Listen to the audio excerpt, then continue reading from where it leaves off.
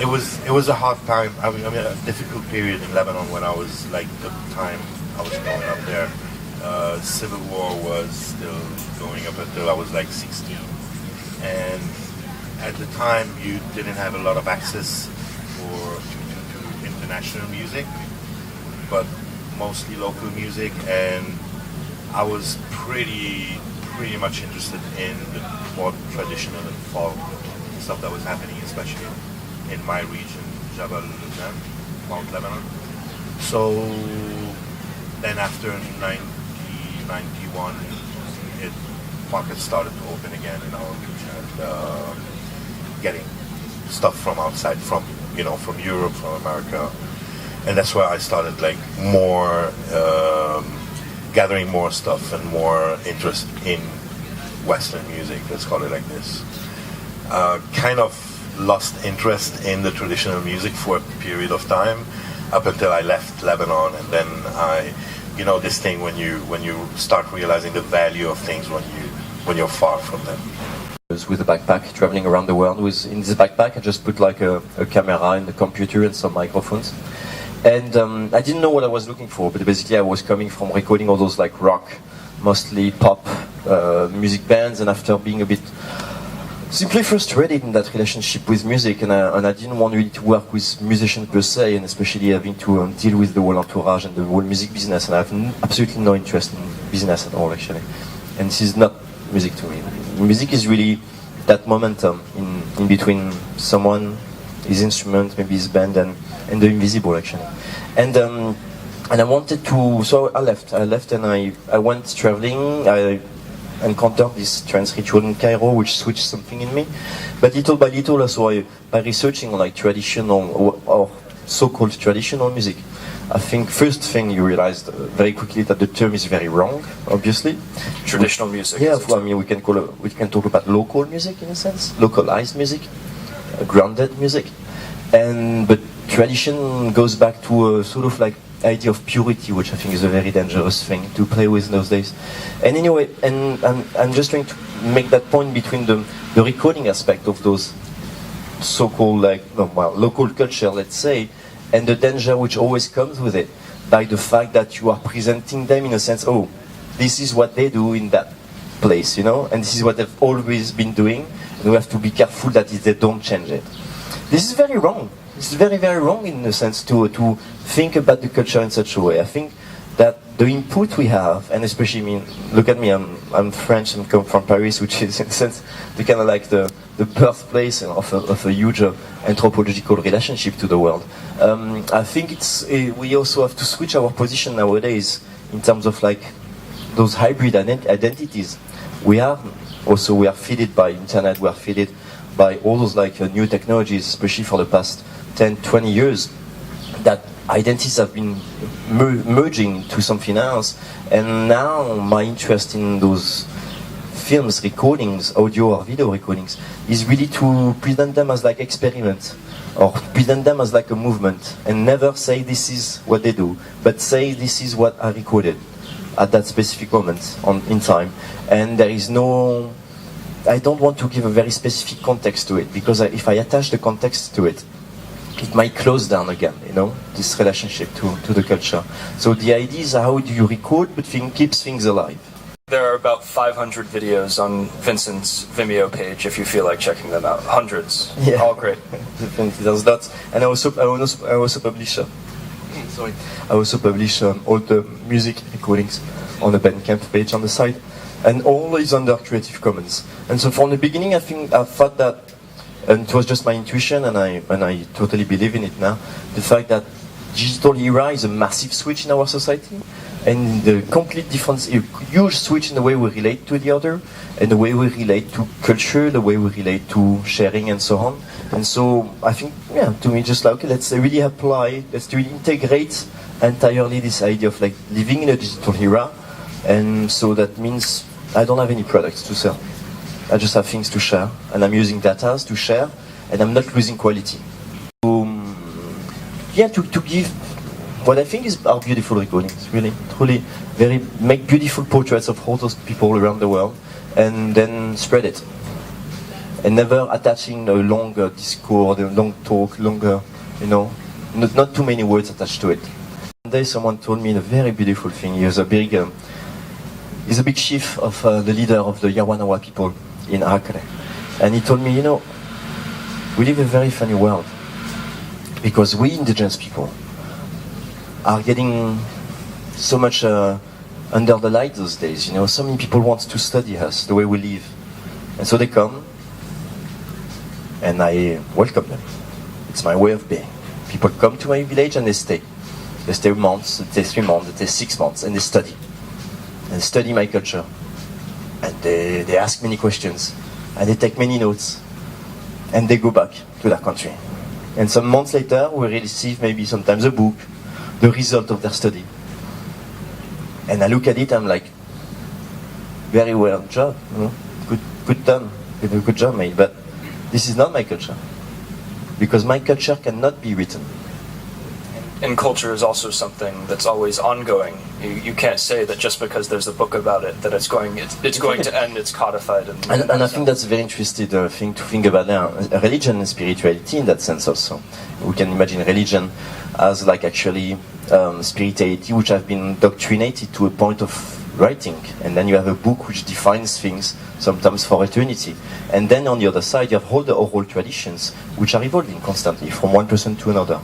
And so I think it's very interesting to see our generation is going back to the oral tradition. A lot of people think of this sort of music in this sort of experience as something that only exists in older local cultures, and yet it really can exist within the context of electronic music too, can't it? Yeah, of course. There's it's a weird way of looking to history line. You think you can place something in a definition or in a time moment where it belongs to, and that's it. And this is probably related to what you said about the book that has been written. It defines a moment of research into a culture and not something that happened before or after. This is why my approach to this is pretty elastic, only because it doesn't want to write a moment of where free jazz was made and that free jazz was made and that was it, or music from Vietnam or any other place on the planet recorded in that moment. It can be something more modern or something made on the street or something like this. But this is my own approach to it, like not defining thing. It doesn't mean it's the right thing. It's just my personal one. But yeah, I don't think defining things is a good thing. It's always bad. Yeah, that was a moment also when I was like, producing the album for Senyawa, for the label, and things were getting closer and closer. Yeah. I want to show a clip from that film that Vincent made. We're gonna show just an excerpt of that, because this you can really see how incredible Senyawa are and what Vincent is doing with them too. Would you want to show that part? Yes. Yeah.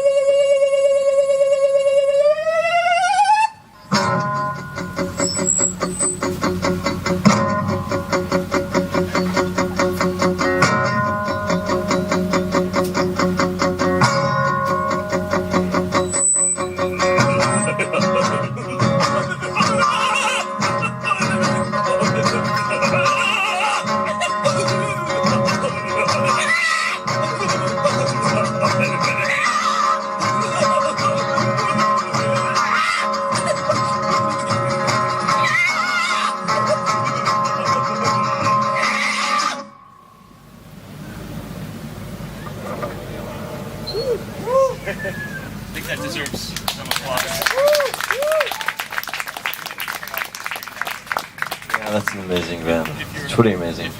If you're a fan of getting your mind blown, then you absolutely have to watch that full documentary and see Senyawa live as well. But can you talk about how you first came upon them? I was spending some time in Indonesia, and as usual, when I arrived in the place without really any idea. My whole idea of producing films has been also based on the fact that I do everything more or less by myself, and actually with quasi no money involved, and that allowed always to develop on the spot the ideas, you know. So you arrive in Indonesia or in Ethiopia or in any other of those places, and you just let it go. You go with the flow of the encounters, and I was intensely researching music when I was there, but before that I didn't really know. And when I arrived, I think a friend of mine mentioned Senyawa, another guy from the US, Harrington de Dioniso, who's a really, really great musician, who was the leader of, what was the name of this band, Harrington? Old Time Religion. Very, really, really amazing band. And anyway, and Harrington mentioned me Senyawa, that he was starting to work with them. And it's a dream to encounter a band like Senyawa, because it's exactly the type of music which is happening now, and that makes so much sense. At the same time, those guys have been developing this music on their side, you know, without really having much knowledge or any knowledge of the whole experimental noise avant-garde scene that you can find in Japan, actually, through KG I know and stuff like that, you know, through in New York, through John Zone and all that. But now they're totally related to that in a way. But what they were making was just so instinctive at the best, you know, and that was just beautiful to meet all those films and online for free again. And in most of those films there is no any explanations, there is no information, there is no voiceover, and there is nobody talking actually. It's purely sounds. Call it music or not, but it's sounds. And the fact of using internet allowed me actually to kind of like work on this very pure, it's not the right word, but like very cinematographic language, which is based on sensations much more than on thinking, much more than on interpretations. And so that's why I always felt the cinema I relate to has always been a cinema which is much more musical than anything else in a sense. But it's not necessarily about music, but it's like, I would say like Tarkovsky is musical in a way, you know. This Kiarostami is musical. There's not this really intellectual background which is basically, I think, pulling down most of 95% of cinema towards actually narration and like a clear story, which is actually very theatrical and literary. And I don't have much interest in that at all. My relationship to cinema has always been much more this kind of like impacting relationship. Peter Cherkassky, I don't know if you know this guy from Austria, which changed my life. Anyway, Outer Space, you know, just watch Outer Space once and you get it. Basically, this type of cinema. When I saw the internet appearing and the fact that we were suddenly able to make our films for almost no money, with little money, and as soon as you have pretty stupid quasi equipment, and using that screen to release it, there was no problems of formats anymore. You didn't have to make a 26-minute or a 52 to fit the films in between the commercials, because it's not the commercials fitting in between, it's the films, and the whole cinematographic language can trying to adapt to commerce that I have no relationship with. So basically, if you take all those like commercial aspects away, and I was able to live with very little money actually, and travel like that, and then I was able to also basically develop the form of cinema I wanted. Actually, it's not even that I wanted, which was actually the form that it would take at the end, you know. So there was no pre-thinking, there was no history to share.